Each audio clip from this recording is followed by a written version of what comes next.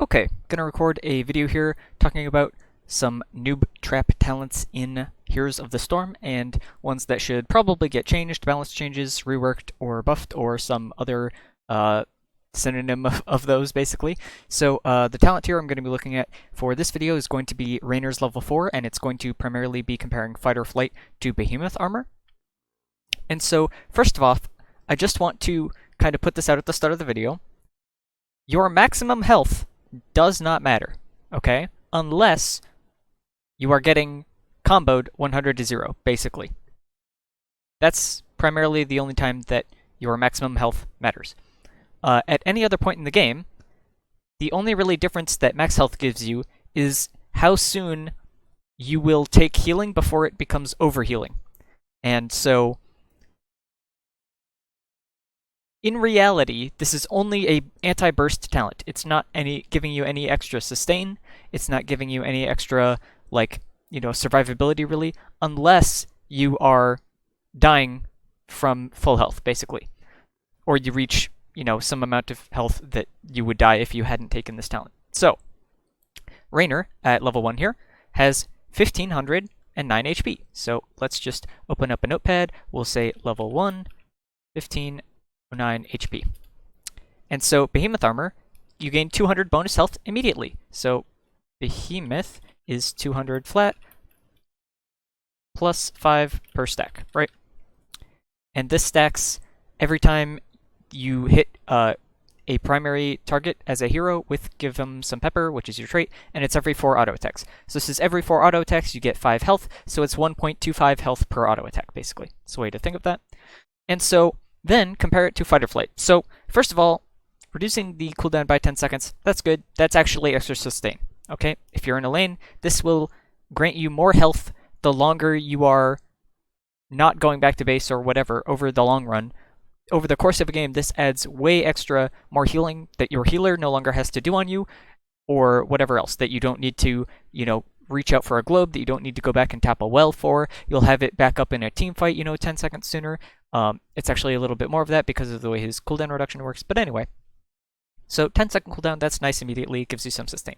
But then the important thing here, casting Adrenaline Rush grants 25 armor for 3 seconds. So if I'm dying 100 to 0, chances are I'm going to be dying either entirely or a majority of the time within those 3 seconds. Like, I can at least take a majority of the damage if I time it well within those 3 seconds. So, what does this mean? So, the 25 armor means I take 25 less damage. So, if I took 100 damage before, I now take 75. So, what you do is you do 1509, and I do this, first of all, let me pull up a calculator here. You do 1 times, or divided by, 0.75. Because that's the damage I'm taking. So I have increased my effective health pool by 1.333 repeating times, basically. So it's 25 armor is a 33% increase in your effective health pool. Okay? So if I do 1509 times 1.33333, whatever, you can see I get this number. So that's 2100.9. So I'm just going to call that 212. Keep numbers easier. Okay? It's basically 2012 there. So then we do 2012, obviously, minus 1509. So this has given me 503 extra health. So that's 503 HP difference. Okay? So if I subtract 200 from this, obviously, that's where the Behemoth Armor flat amount is, then I get 303, right? That's pretty simple. I don't need to do a calculator for that. And then you just do 303 divided by 5. And I need 60 and a half, I'll say 61 stacks to surpass what Fight or Flight will give me. So that's 61 stacks, which is 61 times 4 numbers of attacks. So this is 244 attacks, right? On heroes. Only 1 out of every 4 technically needs to be on a hero, but whatever. If you compare this to something like Vala's auto attack talent, that I'll probably talk about eventually, that's like 100 attacks, things like that. So just to get you a rough ballpark, this is like a very high number of attacks. You will probably get to this number of attacks around the 10-minute mark is, I would say, a good estimate of when you'll hit around 61 stacks in a normal game. Some games that might be earlier, you might hit it at like as early as 6 minutes or something. Some games that might be longer and it takes you all the way to 16 minutes. Like there's obviously a range in there, but I'm going to say the average is around 10 minutes, just ballparking it off the top of my head. That might be right, it might be wrong, it doesn't really matter. Okay. So, here's the problem. This is level 1. I have 1509 HP. So, you might think, 61 stacks, that sounds like kind of a lot, but I'm already getting like 40 on Veteran Marksman or whatever before that's about equal. That doesn't sound like too much. I could probably hit that, right? Okay. But these are a flat number. These do not scale as you increase in level. So if I increase myself to level 20, it's a pretty normal endgame situation, right? And I am still comparing these. Now you can see my base health is 3,180. So now let's compare this to level 20. And we'll do same math, 3,180. I'm just going to type that in here so we have it to reference. Okay. We're going to do, again, times 1.33. And we get this number. So we have 4,229. I'll round down this time just to be a little bit favoring Behemoth Armor for whatever reason. So we do 422. Whoops. What? I messed up. Redo. 4229 minus 3180. Right, so we get a difference of 1,049. And we do minus 200 again. And we get 849. Yeah. Okay, 849. So then we do 849 divided by 5. And you do that number, which is 170. And then you do 170 times 4. And you need 680 attacks. So 170 stacks, which I haven't seen anybody ever get this number, and 680 attacks. Okay. So to compare, 680 attacks, Raynor has a base attack speed of 1.25 attacks per second. So I think the way to do this is 1.25 divided by, I do 1 divided by 1.25. Okay, so I'm doing an attack every 0.8 seconds. Okay, so I'm multiplying this number, 680, times 0.8. So I need 544 seconds of auto-attacking.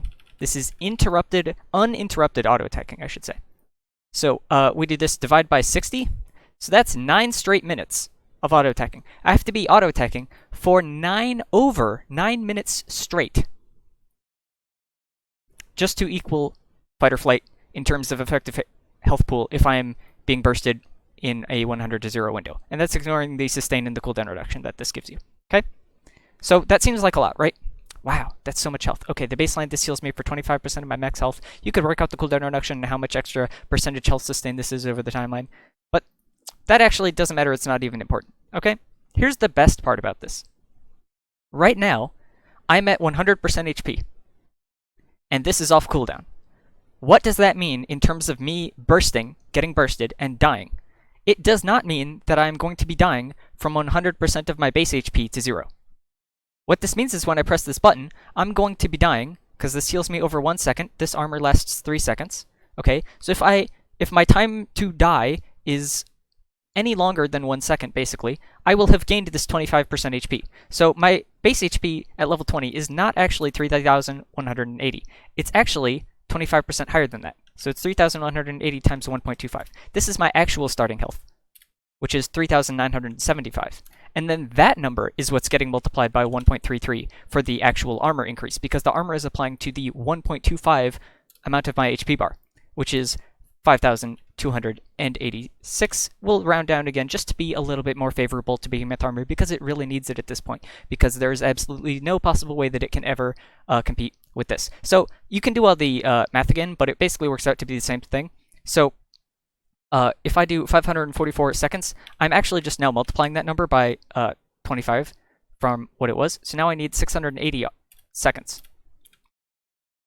of straight auto attacking, which that's 11 minutes and 20 seconds. And 20 seconds of uninterrupted autoing, and every 4th auto has to be on a hero. Okay? So, and before this point, right? Okay, previously we were comparing at level 1. We could compare at level 4, but we'll just be a little bit more favorable to Behemoth Armor again because it needs it. So 61 stacks is how it equalizes at level 1. So let's say you hit level 4, you do 61 times 1.04 because it's a 4% scaling increase per level you get in the game. So this is level 2, this is level 3, this is level 4. Okay, so you need 68 stacks. You're not hitting 68 stacks before level 4. You're not. So at what point do these equalize? How many stacks do you get at a certain rate? And is that rate enough to ever surpass Fight or Flight? And basically, my answer is that it never does. Fight or Flight is always going to be more effective HP. It's also more extra lane sustain. And it's because this 25 armor scales with your HP as it increases over the course of the game. So this talent is by far the best talent on Raynor at this tier. This is another sustain talent, but this doesn't help you against burst. Your problem as Raynor is not that you die to sustain damage. You already have your E. Most other ranged auto attack heroes don't have this. You already trade into them because you outrange them. If you're having a bad trade, you can always cue someone away and boost your movement speed and run away. You have so many other tools that a sustained 1v1 trade is not your concern. Your concern is dying to burst. That is your problem on Raynor. This fixes this problem. This does not. Because this talent will not actually solve your problem. You will always get more effective health pool by using Fight or Flight and simply just pressing E when you are going to get bursted and you see yourself about to die. That's all you have to do. And you will get way more effective health value out of just having the 25 armor, even if you don't use the heal as well as you could. Even if you press it early and, you only get 20% of this value or something like this, or you don't optimize the cooldown as well as you could, and you sustain yourself pretty well just off of globes and things like that, that technically those would give you some sustain off of having a higher maximum health pool, or if you had a percentage health healer, like Lucio Rejuvenatia or whatever at 16. But realistically, this math is so one-sided that it is not even close. So every single Raynor player should be going Fight or Flight at level 4, and this talent should get buffed, or rebalanced, or reworked, or do something, because right now, it's a noob trap.